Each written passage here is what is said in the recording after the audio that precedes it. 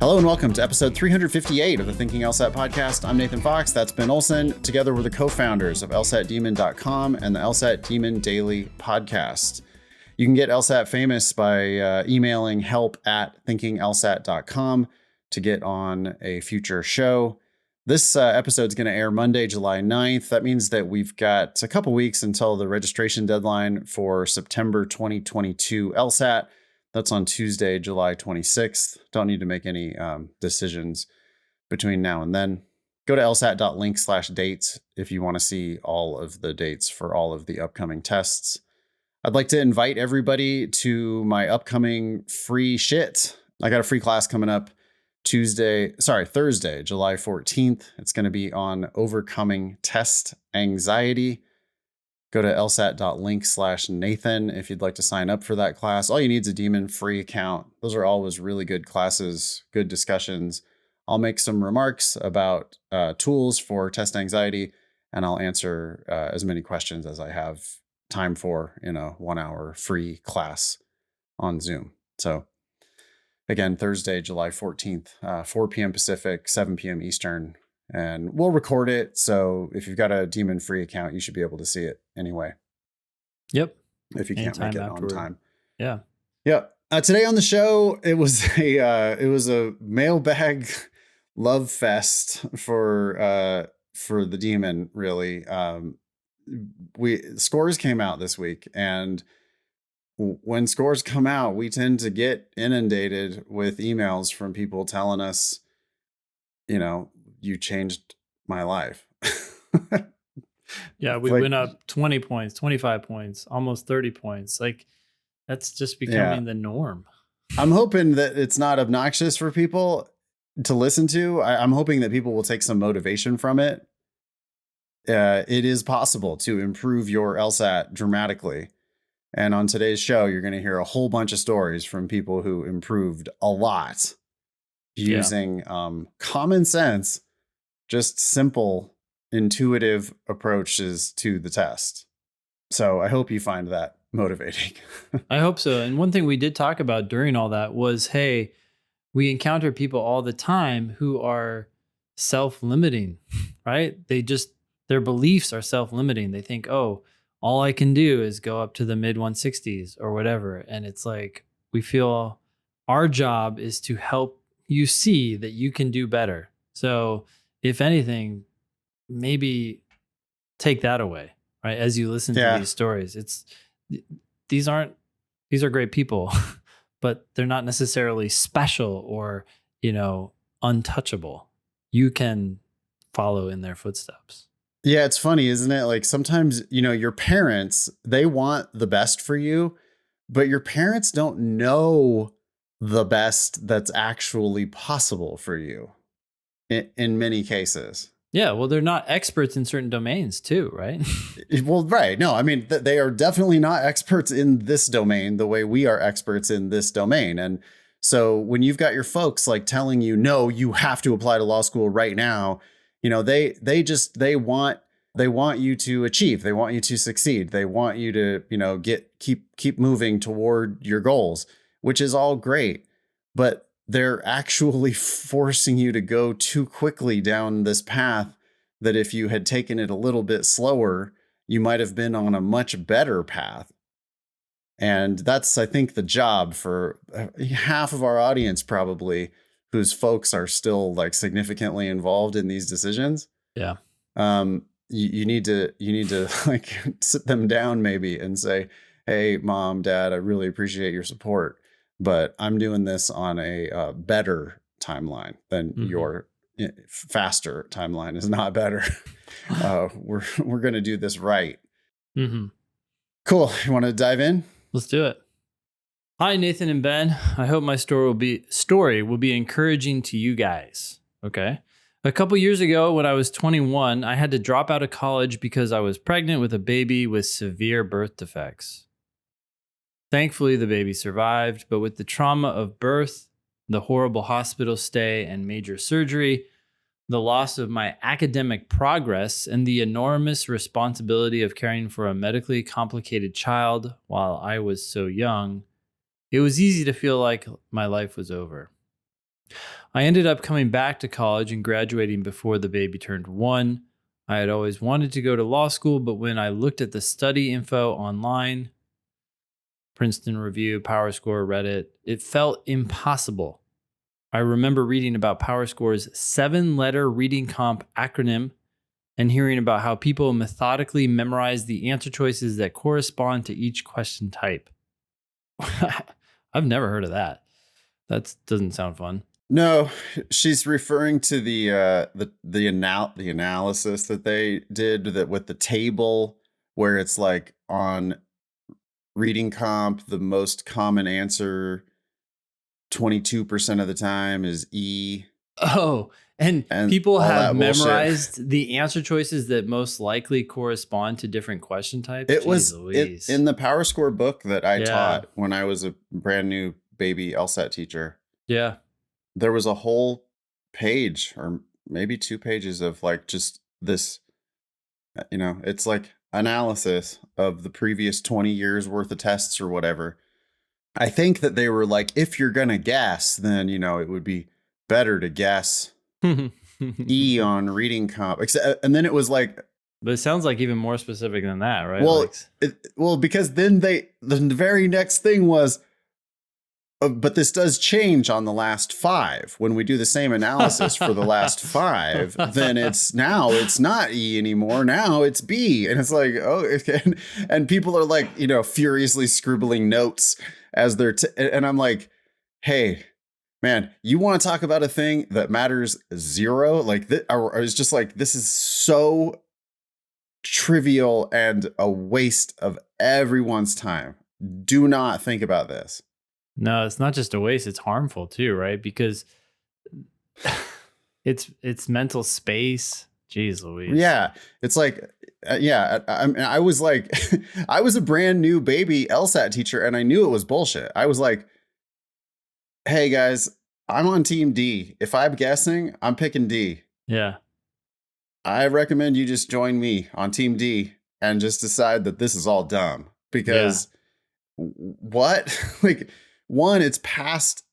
It can always change in the future. So just because and you've now published it, it's like, hey, by the way, LSAC, this is what you've been doing. They're like, oh, okay, well, maybe we'll change it. To the extent that they would care or notice at all, that's all they would do is change it to make it the exact opposite of that. Surely they don't want their test to be gameable in that way.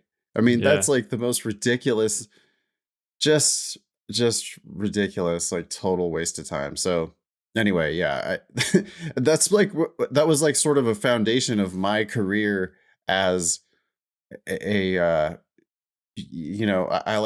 like, that's my mission, right? Is to like remove the bullshit dogma waste of time from this whole industry. It's like, wait, they told you what now? Your tutor is telling you to do what? Yeah. I had a student in class just the other night, brand new student, really, it seems like a super hard worker. Yeah. Says she's been spending $2,200 a month on private tutoring. She hired some tutor that she meets with for 4 times a week. And she's been writing a $2,200 check every month for 4 months or 6 months or something like that. Wow. Making 0 progress. And I'm like, well, what's the tutor having you do? Well, I do a full test timed. Then I do that same full test untimed. And I'm like, oh my God. Well, of course you haven't been making any progress because you're just completely spinning your wheels. You're redoing work unnecessarily. What are you like? Stop. I'm like, stop doing that. Just whatever this tutor is telling you to do, that ain't it. You haven't improved for 6 damn months. Anyway, back to this email from Camille. Camille continues, I am 23 with a toddler. I couldn't do all of that. Then I stumbled onto your podcast and it was so empowering. It made me realize those other test preparation companies profit off of people's test anxiety by manufacturing complexity. That was an interesting sentence. I agree, by the way. They create so much difficulty, then offer to help with the difficulty they created. You guys helped me cut out all the chatter and simply focus on reading the words on the page. I didn't have the space in my life to obsess over question types, diagrams, timing, acronyms, and hacks. But I could read, I could understand. Today I got my score back, a 178. Holy shit. That is a high score. I cannot thank you guys enough. Camille. Wow. I emailed Camille back as a follow-up, and because I didn't see her in the Demon student core. Sure. And she's not. She made her 178 solely by listening to the podcasts and just practicing tests and reviewing them. Wow. Nice work. I mean, that's impressive. Yeah, well, awesome. it's just the truth about this test. It makes perfect sense. You have to make sense of it. So like that's our job, is to try to help you just realize that no, it makes sense. You have to read it carefully and you have to practice a bit, and you got to learn kind of what, the nature of what they're asking you, I suppose, but you're not going to get that from acronyms. And you're certainly not going to get it from tips about timing and I don't know, just. Isn't it funny? She says, I didn't have the space in my life to obsess over these things. But it's like, well, also, Camille, you apparently didn't have space in your brain to obsess over these things, because what your brain should have been doing is reading it carefully, figuring out what it says, and predicting / finding the one answer that answers the question. Yeah. It's fairly straightforward when we get down to the root of it. Yeah. Anyway, that's success story number 1. It was score release date or score release just this last week. And I don't know about you, Ben, but I was inundated with emails that sound a lot like this one from Beth. Hey, Ben and Nathan, maybe I should have a tad more shame about this, but I have daydreamed of the day I'd get to send this email and say a huge thank you to you both. I just got a 172 back on the June LSAT yesterday. My diagnostic was a 147. Holy cow. So I have an official 25-point increase on record. I've been studying with the Demon since December, so it's taken me about 6 months while working full-time. I found the Demon through the Thinking LSAT podcast when I was about to apply to school with a 154 on record in December of 2021. Holy cow. It's such a different situation. Yeah. I had no idea I could improve this much, and I had no idea I could go to law school without taking on a lifetime of debt, especially because I want to do that bleeding heart lawyer stuff and don't plan to make a ton of money doing it. It's such a relief, and I'm so grateful because you've given me the tools to start this journey in a non-disastrous way. Oh yeah, and I'm not done yet. I just signed up for the August test because my average over my last 5 practice tests is actually a 174, and my highest is a 178. So I am proud of a 172, but I'm still hungry for a higher score because I know I can do it. Thanks again. 2 exclamation points. Beth. Yeah, that Beth, you understand this game exactly the way it's being played, and you know how to play it. That's the type of email there that makes me feel like we're, actually really helping people.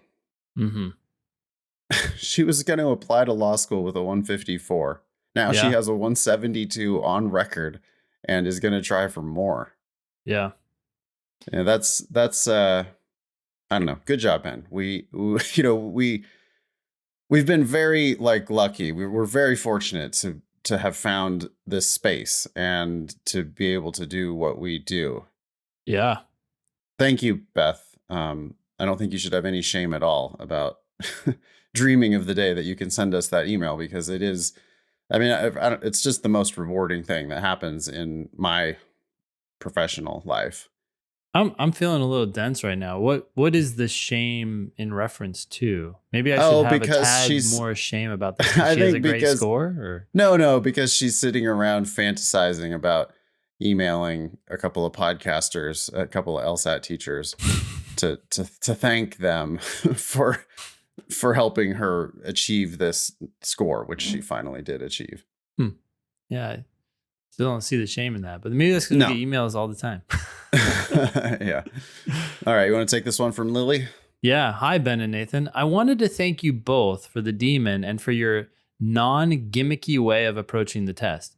Oh, this is going to be a great podcast, isn't it? We're going to get all these. Yes, it is. Like, this is do we have any negative ones in here? We have to go search out those like negative reviews, those 1-star reviews. Shit, if they came in, I would put them on the agenda. Yeah. Okay. Go ahead. Lily continues. My diagnostic was a 144. I found out today I got a 171 on my first official LSAT or official test. It took about 6 months of hardcore studying. I'm going to retake in August. My highest practice tests are around 173 to 175. So I want to see if I can eke out a few more points. I got a 4.0 UGPA, undergraduate GPA, and I want to be as competitive as possible for top schools. Wow. Way to go. A 4.0, a higher LSAT score in the future, possibly. This is great, Lily. If you read this on the podcast, I just want everyone to know your methods work! ! Y'all are the real deal. Thank you for transforming my score. Okay. We got one here from Zach. Ben and Nathan, I just wanted to send you a quick thank you note! I've been a Demon Basics subscriber since December, and I just got my June LSAT back. I went from a 158 diagnostic to a 172! Coupled with my 4.0 GPA, I'm confident that I have a fighting chance to get a full ride at some of the best schools in the nation. And that is in large part thanks to you guys! That's the third exclamation point from Zach. I appreciate all that you do, from your podcast to the Demon, and I will continue to tell all my pre-law friends about your service. I also accidentally forgot to unsubscribe from the Demon last week when my subscription renewed, but I can't think of any better service to give an extra month of subscription money to. Smiley face. Best, Zach. I appreciate that, Zach. That's very nice of you, but your accidental mistake can be remedied. So email help@lsatdemon.com. Yeah, we're not trying to make money off people by accident, Zach, but congratulations. Why only a 14-point improvement, Zach? You're slacking compared to Lily and Beth and Camille. Yeah, thanks for the email, but I would encourage Zach to get greedy. I mean, if that really was a 158 diagnostic, I wouldn't stop at a 172. That's a high diagnostic. You have a 4.0 GPA. You have the horsepower to keep going, and you're not above the 75th percentile for some schools. So there are things to be gained. Yeah, if you want to go join Carl and Ruth at Yale, 172 probably ain't it. Yeah. So, 5 more points, Zach, if you want to get into the actual top law school in the nation. Yeah. And you can succeed there. So yeah, you could do it, Zach. You could cut it there. Yeah. So, why not? Go for it. You still got your subscription. So keep studying. Use that month. All right. This one's from Jimmy M. You got it? Yep. Hi, Ben and Nathan. I want to thank you for everything you did to help me build the law school application I always dreamed of having. I took the June LSAT and received my final score, 169. Unfortunately, 1 point away from an LSAT Demon job offer. Well, the 170 something is a necessary condition, not a sufficient condition. Yeah. So, but I understand what you're saying. Okay. My diagnostic was 152, and after taking the April official LSAT, I was rather ashamed to receive a 161. After all, I have a 3.89 UGPA and knew that I was capable of more. I wanted a shot at the big name schools.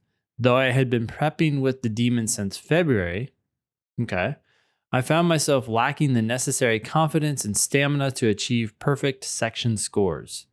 Jimmy, one thing there is maybe shooting for perfection is actually holding you back.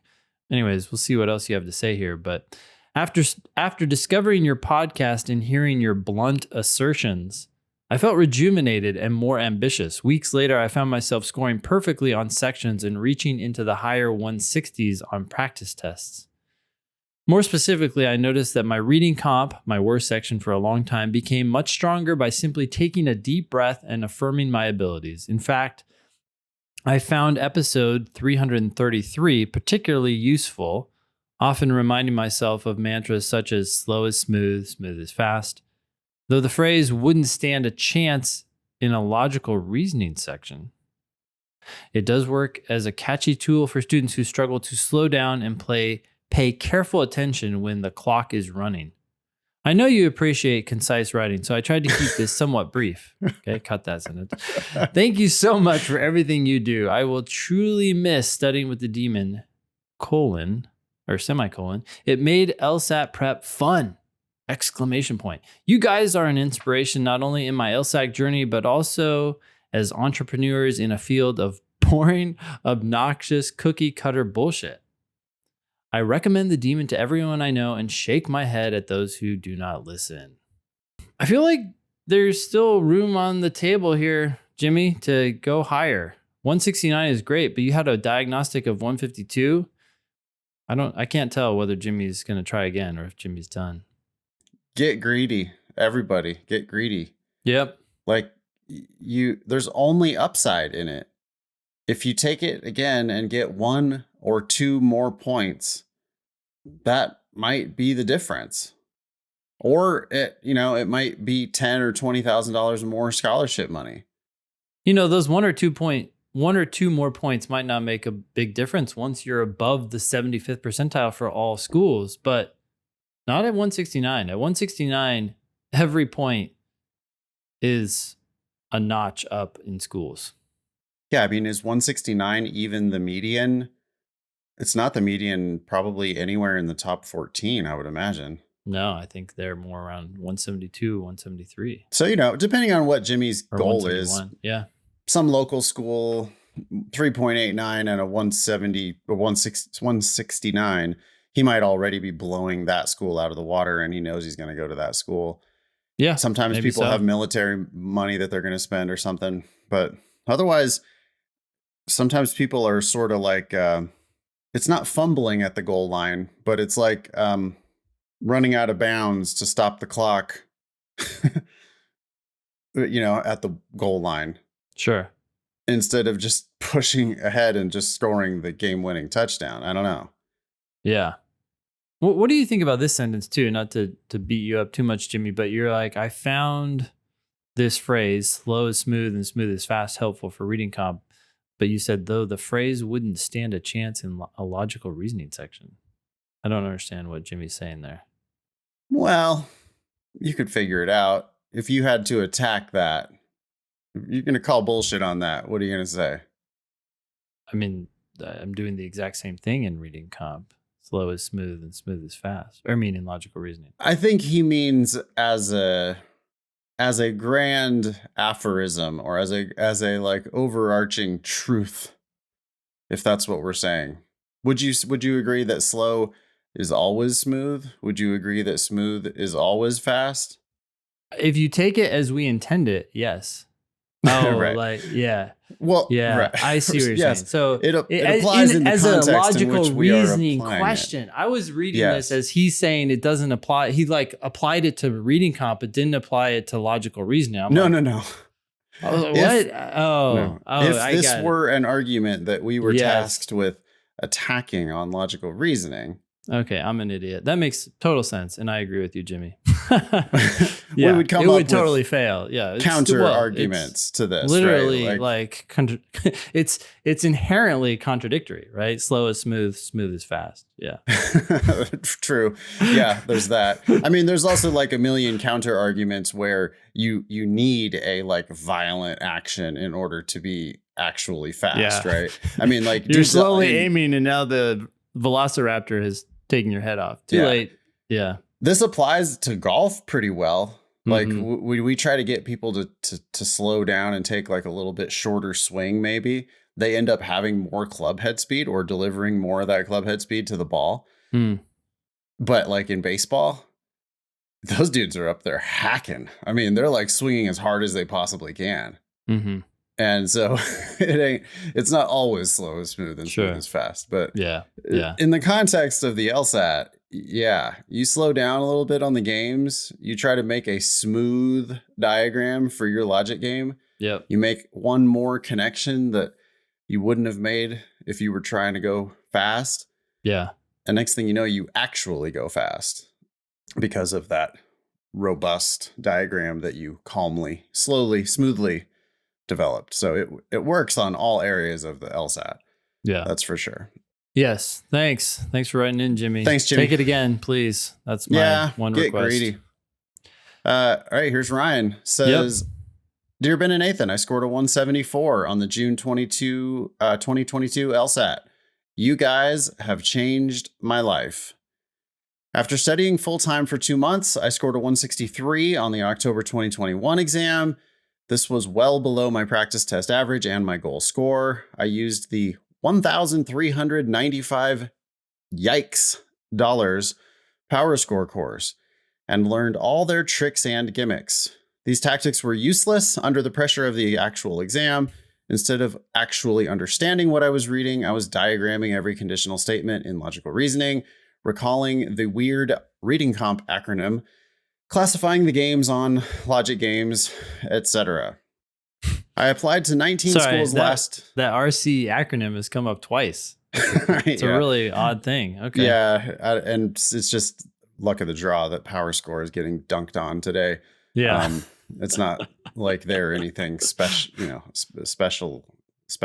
bad. In fact, they're way better than, Kaplan, Princeton, but absolutely. Yeah.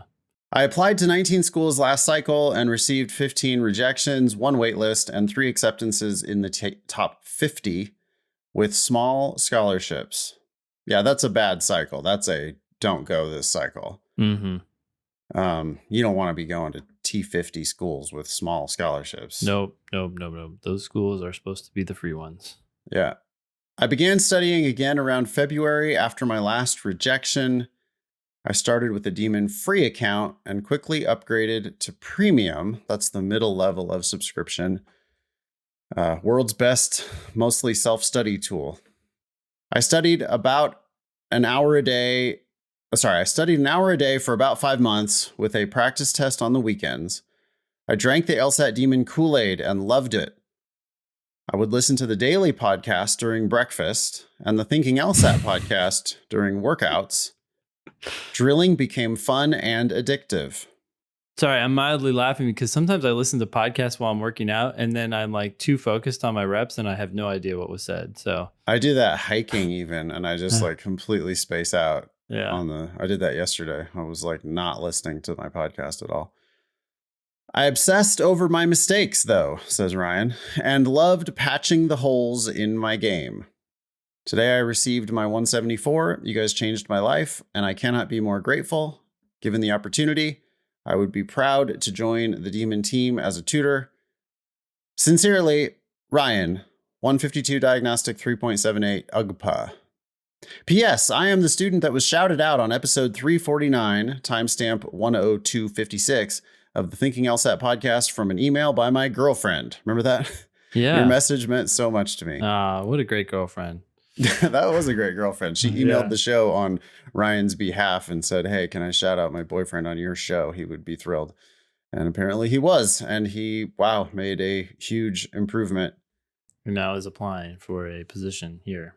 That's your domain. Yeah. Ready to handle this one from Griffin? Yeah. Oh, it's short.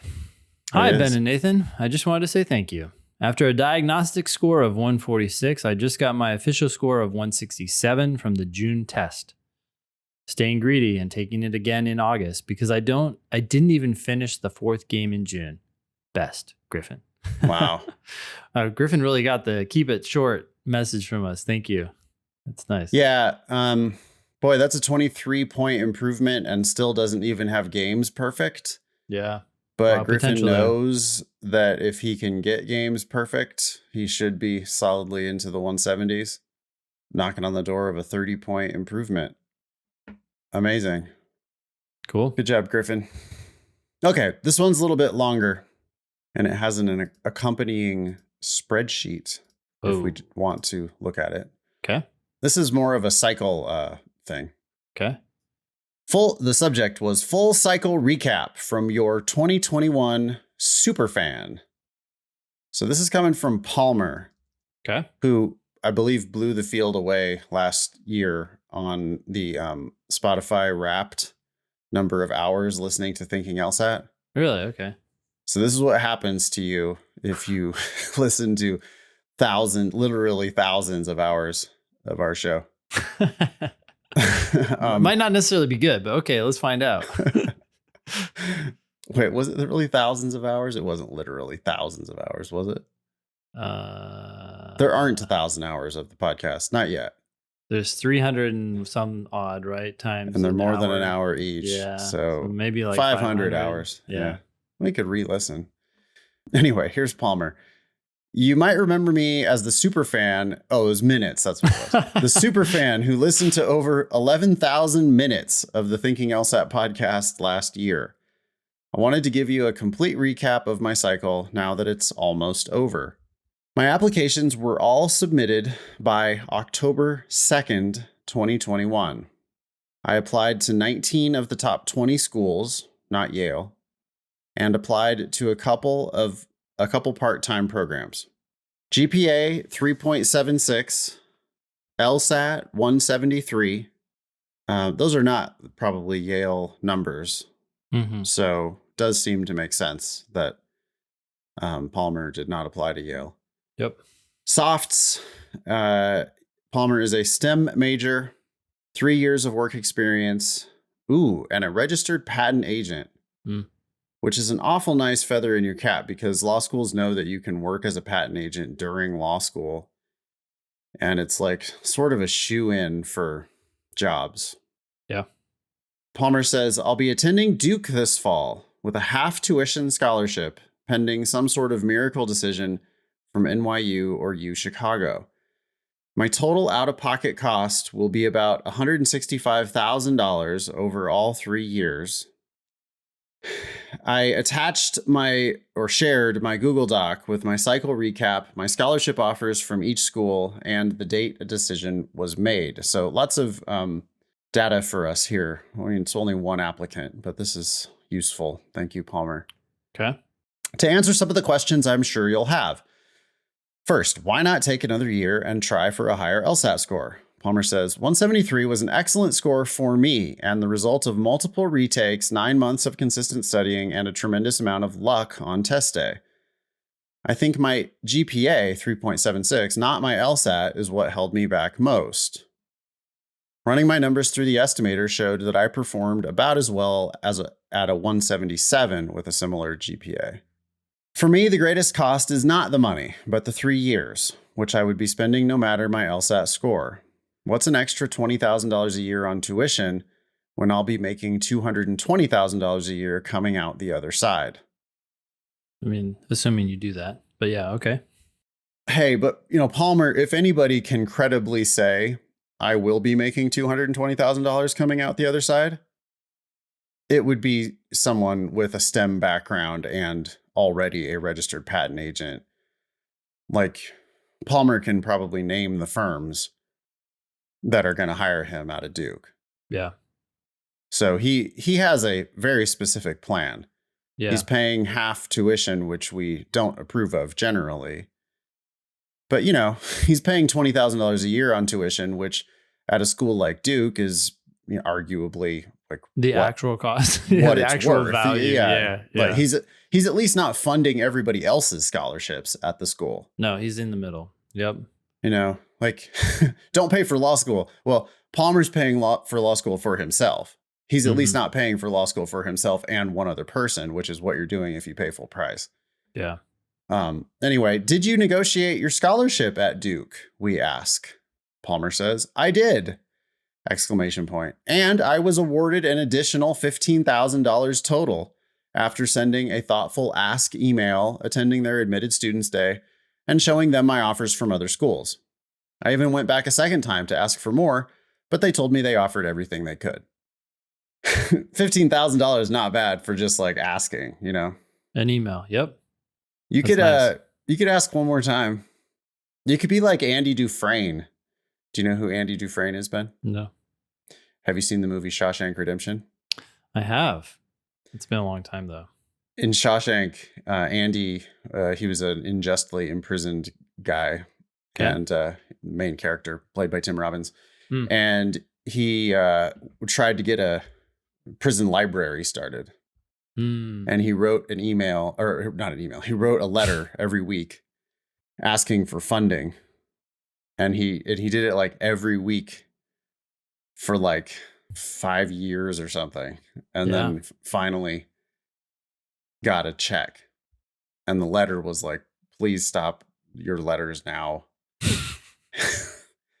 And so what did Andy do?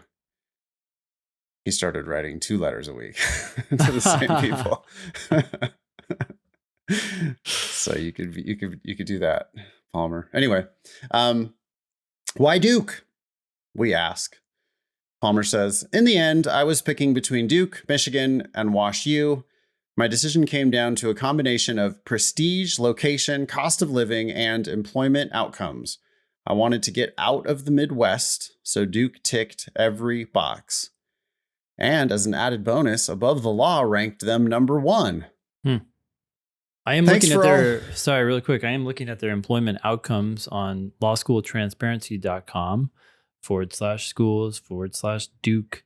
And it says that 65.7% of their graduates in 2021 were placed in national law firms, and 11.2% were placed in federal clerkships. So we're looking at, 77% of their class going to pretty prestigious jobs. You have a high chance of succeeding. Yeah, and we can probably, we can presume that so that was 77% big law plus federal clerkship. Yep. Mm-hmm. Yeah, so, the 23% remaining, some of them didn't want to do that. Some of them wanted to choose other things. Absolutely. Yeah. I mean, there's public service, which is 9 point. That's 10% of that. So, I mean, even this email, right, from Palmer and all this thought, it's like, okay, you're going in, you're paying, but you're going in with your eyes pretty wide open. I think you start to earn the option to rebut the presumption of don't pay for law school. Yeah. I'm looking at the spreadsheet here. Yeah, Wash U offered him damn near full ride. So that makes sense that would have been his next. At Wash U, he's going to pay them $7,700 a year. Mm-hmm. At Duke, yeah, he's paying $34,000 a year. Just trying to see if any of these other offers really jump out at me.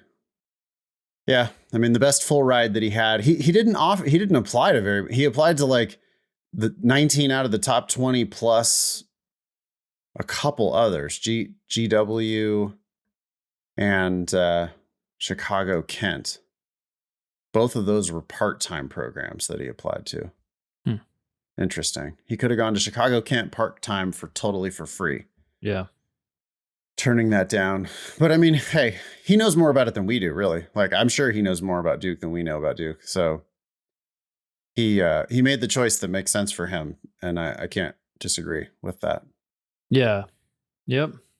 Palmer continues, thanks for all your podcasts over the years and praise the demon.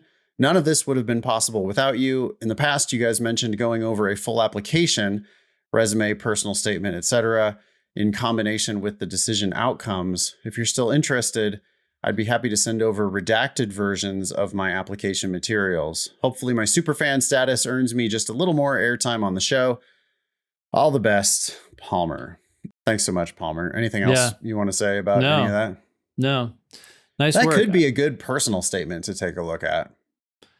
Yeah. We don't do many of those on the show anymore, but now that we know what Palmer's actual outcomes were, taking a look at a personal statement could be kind of cool. Yeah, it could be. I like, by the way, in Palmer's Google sheet here, He's got cost of attendance. So even for Chicago Kent, the part-time program, right, that he got a full tuition scholarship for. So tuition owed after scholarship is 0. He's got his cost of attendance, right, which is 68,000 per year, I guess, and then or out of pocket per year. I guess I'm not totally following this, but the point is that he's really looking at all these costs, right? And really making a decision about law school, period. Because it's not just about which school am I going to go here, but am I actually going to do this? And you got to understand what your costs are going to be and what your likely benefits are going to be. And Palmer is aware of that. Yeah, it's certainly not just tuition. It is also cost of living while you're there and the time. I'm noticing in column M here on Palmer's spreadsheet, Ben, he's got Chicago Kent. He's multiplying the previous column by 4 because it's a part-time program. So he'd have to be in it for 4 years. Yep. Same with the GW offer. So he's looking at, well, anyway, he's doing a nice bit of analysis here to figure out the best plan for him. And that's ultimately what you got to do. Yeah. Oh, I see what's going on with his cost of attendance. He's getting that from the schools. So he took the cost of attendance and then he subtracted his tuition scholarship to figure out his estimated out-of-pocket expenses. That's an easy way to do it. Look at their numbers, then you can kind of guess what it would cost you to live there. Sensible. Cool. Yep. Thank you, Palmer. Okay, so you put this onto the agenda. This came to us from Matt Dumont sent this along to us from Washington Post. This is not about law school admissions now. This is about undergrad stuff, right? It is about undergrad, but they did quote Dean Driver, who was the dean at Penn Law School. So anyways, this was in the Washington Post. The article is Columbia to skip U.S. News rankings after professor questioned data. So a tenured professor presumably questioned the data a few months ago. I don't remember. Maybe it was last year at some point. And it did make headlines. And the professor was basically saying, hey, the data that Columbia is reporting to the U.S. News and World Report ranking system doesn't seem accurate. For example, I think Columbia had said that like 80% of its classes only had 20 students or fewer per teacher. And the professor was like, that doesn't seem right. And then just started running some numbers, and that turned out to be wrong as far as the professor could tell. Were they just making up numbers to just tell U.S. News whatever they wanted to hear? Yeah, seriously. Well, I mean, that's what it looks like, right? And so then Columbia missed the deadline to submit this year's numbers to, this is the undergrad, missed this year's deadline to submit its numbers to U.S. News ranking. And its, stated reason was, hey, we want to make sure everything's accurate. We take these, essentially accusations very seriously, and we want to make sure everything is correct and right. But anyways, yeah, they are not going to be in the rankings this year, at least the undergrad. And this part of the article I just wanted to share. So Colin Diver, who recently wrote a book about the rankings industry, its impact on institutions and what to do about it, noted that rankings create powerful incentives to manipulate data and to distort institutional behavior. Diver said that when he was dean of the highly competitive University of Pennsylvania Carey Law School, he saw the influence of rankings on admissions decisions, giving an edge to applicants with higher standardized test scores. Then he became president of well-regarded liberal arts school, Reed College, that has declined to submit information for rankings since the 1990s. It was a relief, he said, but he heard from friends at other schools who admired the stance but feared they'd get hammered in the rankings if they did the same. Reed dropped precipitously after stopping submitting data. So, this is a dean who's like feeling the pressure, right? Yeah. We say this a million times that the schools care a lot about this because of the rankings. And it's like, okay, here's someone on record saying, yeah, we cared about the rankings. It was stress inducing to the point that he felt relieved once he left. But not surprisingly, the consequences of that were that Reed dropped precipitously in the rankings. So, Yeah, this is, if you don't believe us, here's someone else saying these numbers matter. I wonder if he's close to getting fired at Reed. I mean, I'm sure there are people who are calling for his head, right? It's like, hey, this guy, Dean Diver, soon as he came in, our ranking in US News plummeted. Oh, wait, hold on. So Reed has not been submitting data since the 1990s. So I know. So he's still there at Reed? Yes. So no, he didn't do this. he was at Penn, right? And then he went to Reed. And he went to Reed. Reed had previously decided to stop. Yes. So he's not going to get... It's not his fault, right? No. He's just continuing what has been done for years. I see. And it's a relief to be there. But the consequence of that for Reed was that long ago, its rating dropped. So all the deans have to agree to do it at their school. Yep.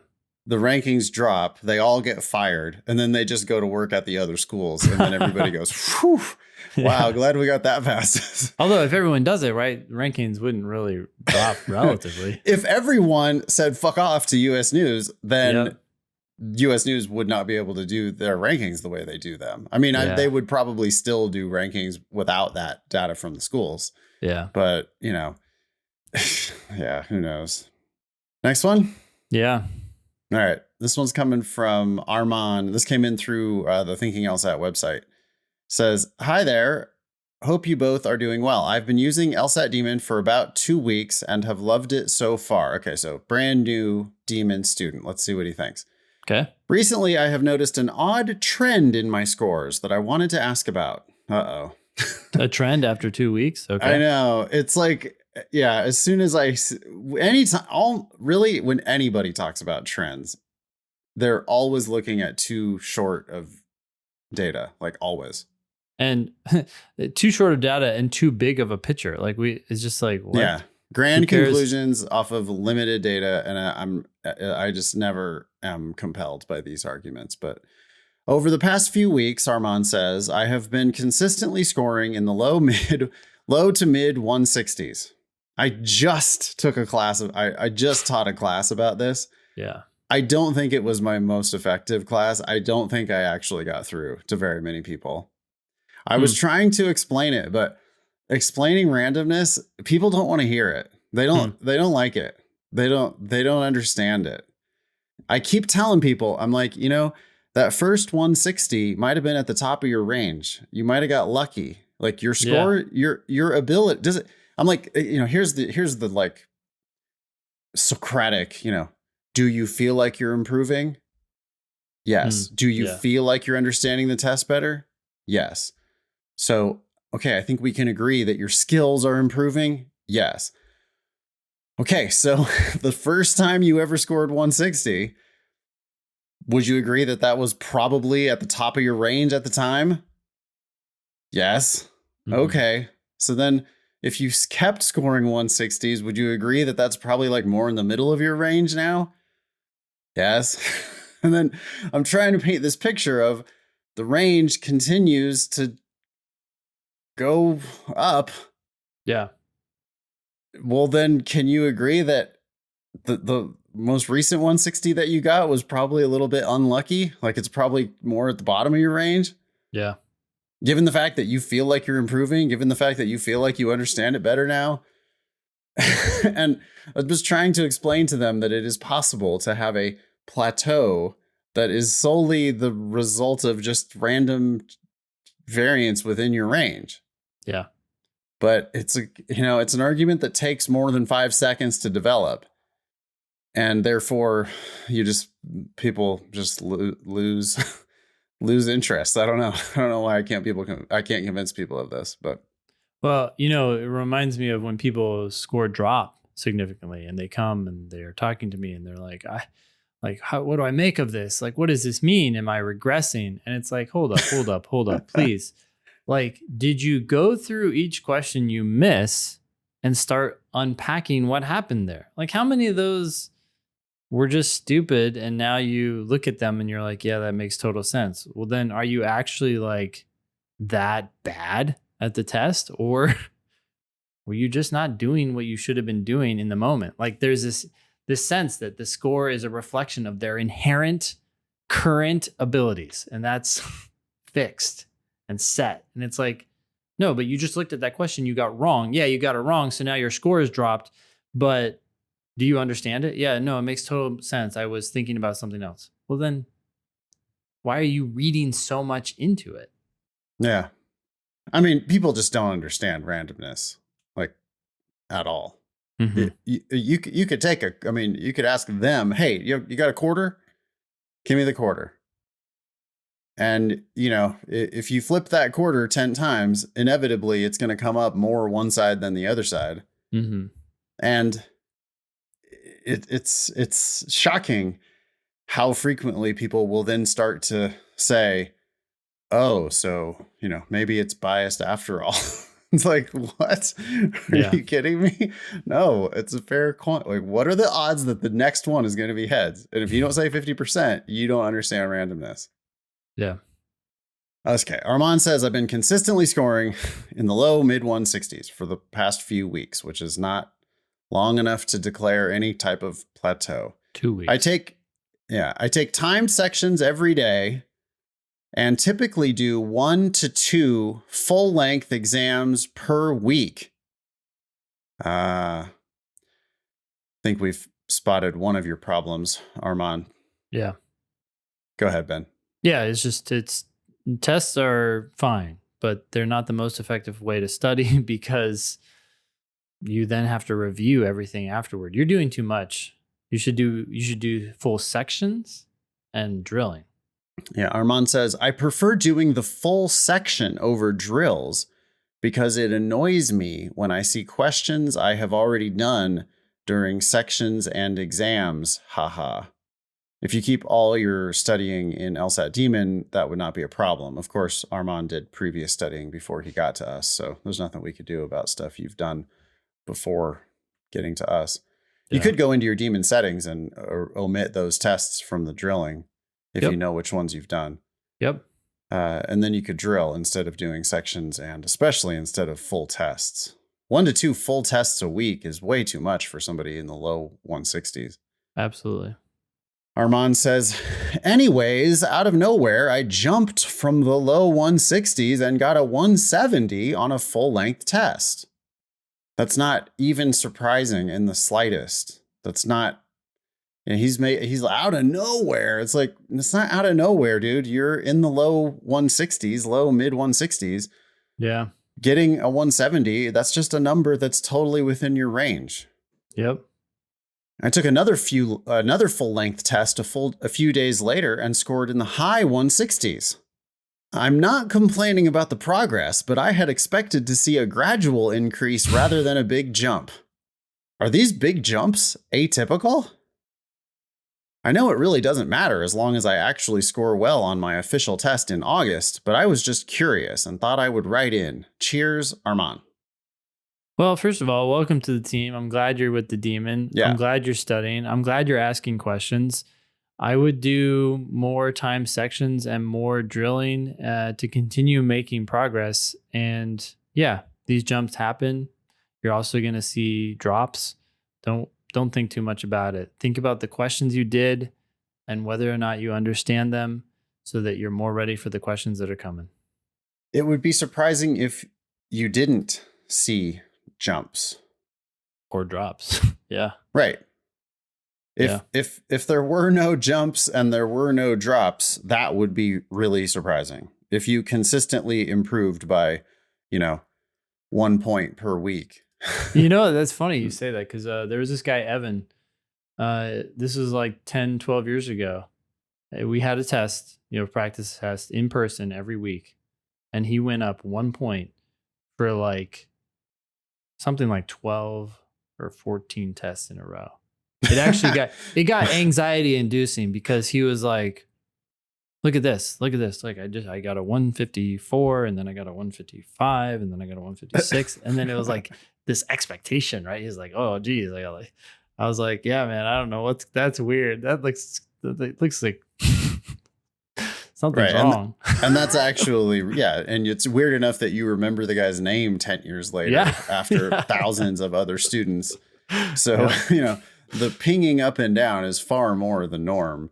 This isn't surprising at all. And as far as like big improvement, I mean, that's not even that huge of an improvement. I'm not surprised at all that you like in 2 weeks made it from the low 160s to the high 160s. I mean, Yeah.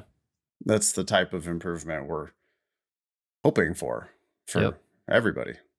So thanks for writing in, Armand. Welcome. See you in class. I really would caution people not to decide what test they're taking until they know what their true ability is. People schedule these tests, then start studying. I hate it. I mean, I'm fine with you keeping the option open, but seeing it as an option rather as the plan. Right? Yeah. Like, he's calling it my official test. Yeah. Yeah. It's like, dude, law schools only care about your highest score. You have maybe 5 chances at this thing. Why force it in? You might be capable of a 175. We don't know yet. We're just meeting you. We don't know what your upside is. Do you discover this, Ben? My upside for the students is way higher than their own upside for themselves. I'm always like, what? Huh? You're shooting for 164? Yeah. What? Why? Well, you have to get a 164 by August? What? What are you doing? Yeah. What if you could get a 174 by the end of the year? Yeah. I mean, that's an entirely different applicant. Yep. Don't you want that for yourself? Don't you want to be on that trajectory for your legal career? Yeah. Well, we got to convince people to see themselves differently. Yeah. All right. You want to read this one from Molly? Molly says, "Hi, Ben and Nathan. I've been listening to both Thinking LSAT and LSAT Demon Daily for a few months now, and recently started studying with the Demon. I'm writing in because I appreciate your willingness to provide honest feedback and advice. Before studying with the Demon, I utilized, well, don't use utilized. I read Mike Kim's The LSAT Trainer. My diagnostic score was a 154. Okay, that's solid. Nice work. And after several weeks of studying, my score went up a measly 2 points. Okay, I wouldn't worry too much about that. While I did feel his book provided a strong foundation for my LSAT journey, my lack in progress pushed me to start studying with the Demon instead. I have signed up to take the August LSAT. I want to know if you think a score in the 160s is attainable by then." Okay, you were literally just talking about this. You got a 154, Molly. You should be expecting yourself to get into the 170s. Maybe you won't, but you should see that as a very reasonable possibility. Molly continues, "I have a 4.0 GPA and am only interested in applying to schools that I could attend at a very low cost, or hopefully for free. I'm planning on applying this cycle, which I am sure you'll discourage. But if I do not receive the scholarship level I am aiming for, I will reapply next fall. Thank you for your help, Molly." Molly, don't do this. What you're doing is you're going to the grocery store, you're buying the chocolate ice cream, and you're saying, "I won't eat it unless I'm really, really good and I work out and I do all this stuff I'm supposed to do." You're going to eat it. 9 o'clock's going to come around and you're just going to take it out of the freezer and you're going to eat it. Yeah. You're going to get you're going to get a scammership and you're going to say, "Oh, it's not so bad." And you're going to take it. And you shouldn't have even given yourself the temptation in the first place. I love that metaphor, Ben. That is totally perfect. Yeah, unless you got more willpower than I do, you're going to eat all of that leftover pizza that you shouldn't have gotten in the first place. But you got pizza because your friend was in town. Then you kept it all in the fridge. And then you ate it like for breakfast immediately the day they left. That is a fantastic, perfect analogy for why you shouldn't apply with less than perfect. Some people, maybe you have the willpower. Maybe you're one of those people. You can just live in a house full of junk food But what's the point? Why waste the time? Yeah. Then, Look, there's many arguments that can be made for sure. So if Molly came to you, and Molly is coming to us right now, and was like, Yeah. hey, I have a 154 and a 4.0. That alone is like, okay, great. I expect you to get into the 170s. And Molly's already like, oh, do you think I can get to in the 160s? Not even high 160s. Forget everything you learned from the LSAT trainer. It's muddying up the works. Yeah. The test is more intuitive than all of that, like formal. Stop categorizing things. Stop using heavy-handed theories. Study with the demon. Focus on reading the questions, understanding what they're asking you, picking answers that you feel good about. It's so shocking to have to, like, that's continual. That's all we do. That's all we do. But it's 100% of our advice right there. Like, it makes perfect sense. You have to read it carefully so that you see how it makes perfect sense. We can help you a lot make sense of it. Come to class and you'll start to feel it for sure. You'll feel the click.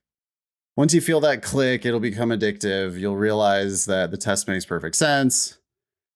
Let go of the August LSAT. You're trying to force it in. It's too soon. You aren't, like, the odds of making it into the 170s by then are not great. Your odds of making it to the 170s eventually are really high, like really high. Like, I would think 170 something should be the goal. You think that 170 something should be the goal? Is that what you said? If you're going to have a goal, it should be 170 something. Yes, absolutely. With your GPA and your diagnostic score, I agree. I don't mind if Molly keeps her August LSAT sign up as as an option. And well, she can't get a refund now anyway. Yeah, so keep it. And if you get into if you're knocking on the door of 170 or break into the 170s, I'm okay with you taking it. But you also do have this inclination to apply. So maybe it is something you need to like walk away from, withdraw right now so you're not tempted.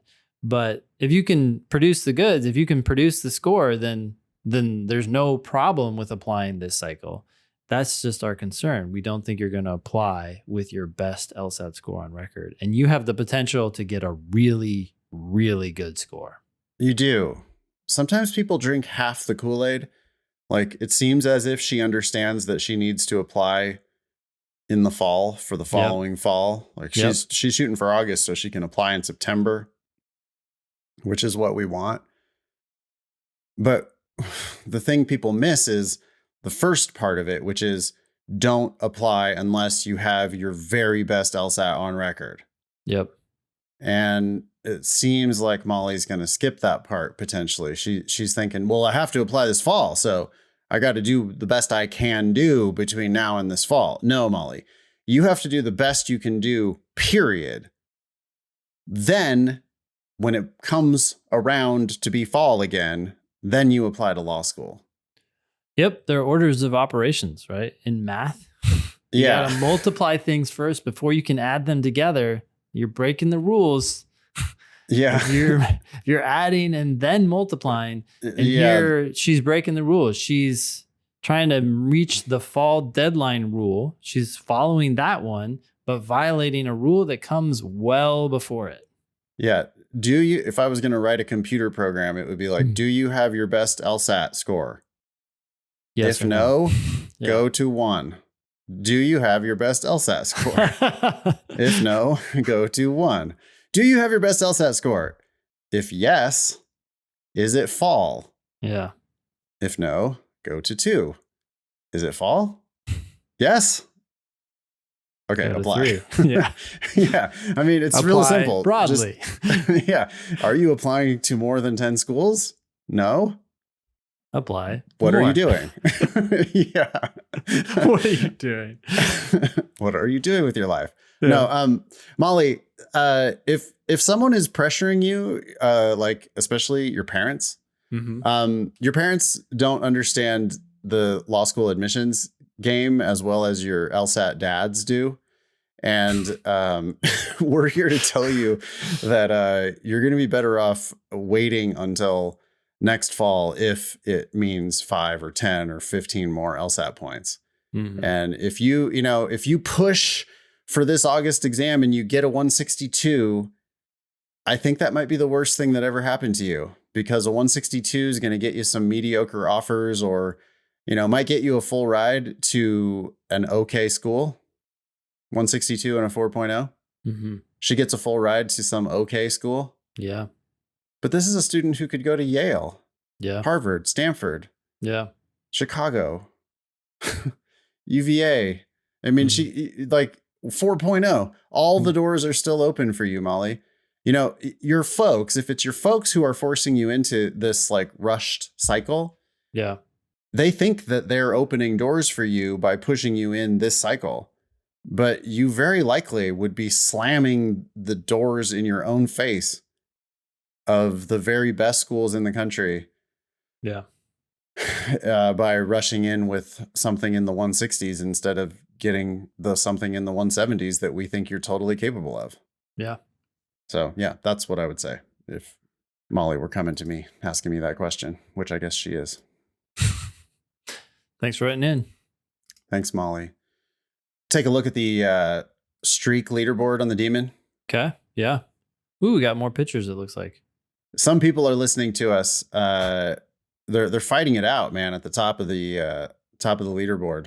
Yeah, I see some of these names. They just need to drill today, and they'll come back. They'll come back from second place into first place. Yeah. So right now we got Grant, Rebecca, Michael, and Garrett, 4-way tie at the top. Although it's Rebecca and Garrett because they have the pictures in their profile, and then Grant and Michael are below them in the tie for first. Yeah. Bunch of familiar names. They're just lurking at 76, 77 and 76. That is amazing. So these people have been studying every day, 78 days in a row. That means they've done at least one LSAT problem. Wow. We have another leaderboard for drilling accuracy. I should shout out Lewis K, who is number 1 at the top of the leaderboard for drilling accuracy. Yeah. Lewis has drilled 33 questions today with 100% accuracy. Within the last 24 hours. Yeah. Mm-hmm. Yeah. 33 questions in a row. Correct. Lewis. Good job. Yeah. And Alexandra hot on Lewis's heels with 30 questions in a row with 100% accuracy and a cool profile picture of I believe, Bratz doll. Okay. I think my niece was into those for a while. Okay, cool. Let's see. We got time for one more? Yeah. So this is from Ryan. Hi, Ben and Nathan. I recently discovered your podcast and have enjoyed listening to your perspectives on the LSAT and applying to law school. I began studying for the LSAT about a month ago. While I did not take a diagnostic test, I now consistently average a 177 on practice tests with variations as low as 174 and as high as 180. Okay. Wow. You're in a great spot, Ryan. I usually take 3 to 4 practice tests a week, which I know is not normally recommended, but I think I could be justified in my case since I am currently studying for the LSAT full time and thus have the time to thoroughly blind review each exam. I hope you're just reviewing the ones that you were not confident with and the ones you got wrong. But yeah, I also don't have as much of a problem with this because Ryan is scoring so high. Yeah, if you're only missing 4 questions per test, you can or 0 to you're missing 0 to 6 questions per test, maybe. Yeah. I mean, sure. Then you could do a test. If you had a few hours to study, you could do a test and review it every single day. I would still see benefit in doing drilling and time sections. I don't know, just shake it up, Yeah, variety. It's not our preference that you do that many full tests, but you are good enough at the test that doing full tests matters. I mean, that full tests make sense. You've got the time to review it. Also, It would be a bit of an error, I think, for Ryan to like only drill. It'd be quite an error, actually. No, yeah. I'm saying I actually don't mind this study regimen. I would just say add in drilling too, shake it up. Like, get that immediate feedback, that immediate review. do a time section. It sounds like Ryan's just doing like full test, full test, full test, full test. Maybe not. But anyways, Ryan continues, I am scheduled to take the official LSAT in August and September, taking it multiple times with the hope of giving myself the best chance at a good score. Good. I also plan to apply as early as I can this fall with the highest LSAT score possible. My goal is a T14 school. Unfortunately, I opted for a difficult STEM major and have a very low GPA of 3.74. When I plug my GPA and potential LSAT scores into your scholarship estimator, very helpful, by the way, thank you, I see that a 1 or 2 point increase in LSAT score can affect scholarships even at T14 schools. Just so the listener knows, our LSAT scholarship estimator is at lsatdemon.com/scholarships. Yeah, excellent. As a result, if I happen to score at a lower end of my practice exam range, for example, 174 or 175, on the official LSAT in August and September, should I risk delaying my application so I can take the test again in October or November? If I apply in September with my scores from August, September, will schools accept an update and consider my new LSAT if I retake the exam in October or November?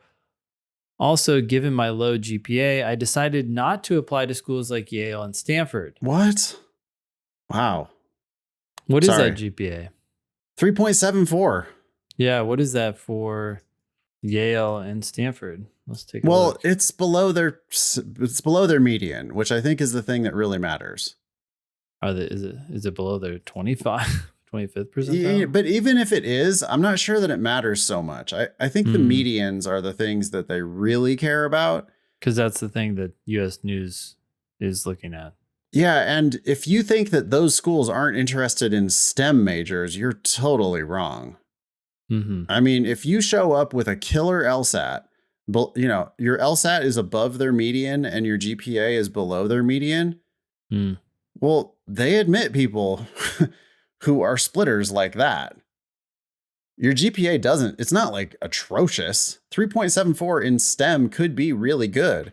And if you show up with a 178, it's like, hey, I'm above your median. I might be above your 75th. Are you looking it up? What, for the 25th percentile? Yeah, it's 180. It's 3.81 at Stanford and 3.88 at Yale. Those are medians? Those are the 25th percentile. Those are 25th. Okay. Mm-hmm. Yeah. So he's below them both, but yeah. But still, they admit 1/4 of their class with below that. I mean, the people who shouldn't apply you're below on both. Mm-hmm. Below on both is like, well, then what are you bringing to the table? You're like clearly lowering the standards of that school. Now, don't get mad at me. There are exceptions, 1 in 1,000 or whatever, but maybe not 1 in 1,000, 1 in 500 is going to get in through back doors. But the 499 who are walking in through the front door, literally half of them have an LSAT below the median, and literally half of them have a GPA below the median. Mm-hmm. It's really rare that you have both, right? But one or the other is probably, it's certainly more common than having both above the median. Yeah. You don't have to be above the median on both. You can be a splitter. That is a thing. And I don't know, I'm not telling you you're going to get into Yale and Stanford, but who do you think gets into Yale and Stanford? Well, yeah, Ryan, you're preemptively shutting the door, right? And Ryan even goes on, look at this. However, some of my friends that have gone through this process and are current 1Ls at YLS encouraged me to apply there since I went to Yale for undergrad. Yeah, this is a Yale STEM major.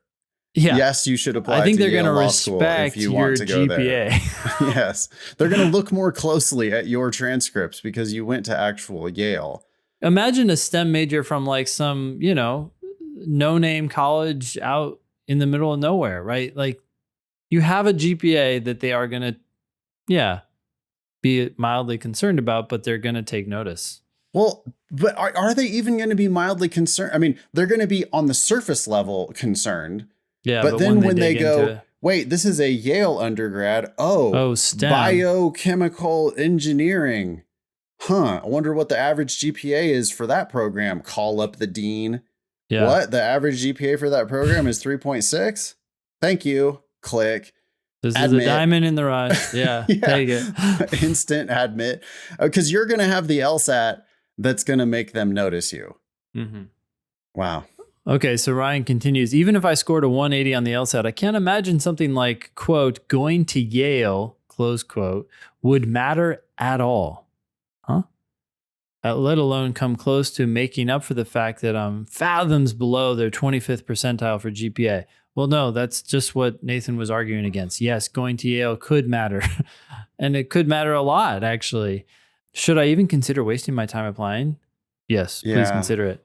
I would greatly appreciate any thoughts or insights you might have on these questions, and I have found all of your resources to be extremely helpful while studying for the LSAT. Thank you again. Okay, so going back to this timing question, one thing to point out, if you apply with a certain score, if you apply with your August and September score, and then you retake the test in October or November, yes, you can update schools with your score, but if they've already made a decision on you, then that's not going to help.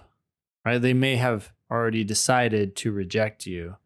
So really, for people who decide to do this, which isn't ideal, you're going to be applying to schools where your scores are already not a problem, right? So yes, you can apply to lower schools, but higher schools, you're going to want to wait and apply with that higher score. Yeah, some schools do really dumb things. Like I remember when I was at Hastings as a 1L, UC Hastings in San Francisco. I was there as a 1L and I was talking to one of the dudes in the admissions department, and he told me a couple dumb things that they did in their admissions process. But one of the dumb things that they did was they had a policy of evaluating applications as soon as they are received and disregarding that little tick box of I plan to take the LSAT in the future. They would not hold applications. They would just evaluate applications immediately. So at a school like that, you would never want to apply with an LSAT below their median because the odds are real good of just getting auto rejected or auto waitlisted, which you don't want. But yeah, if you're applying to Hastings with a 175, that is not something you need to worry about.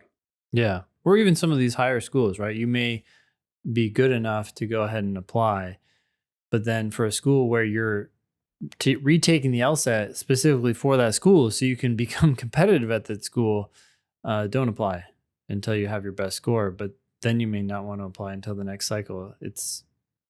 What are your thoughts on that? But these schools, you should look up what they actually do with their admissions. I mean, I believe that Yale doesn't even look at applications until the So if spring. that's the case, if you can apply to enough schools early, then great, do that, and then save these remaining applications for later, as long as that's okay, and it won't hurt your admissions at that school. Right. The schools where your intention is full ride, or you would never even consider going there.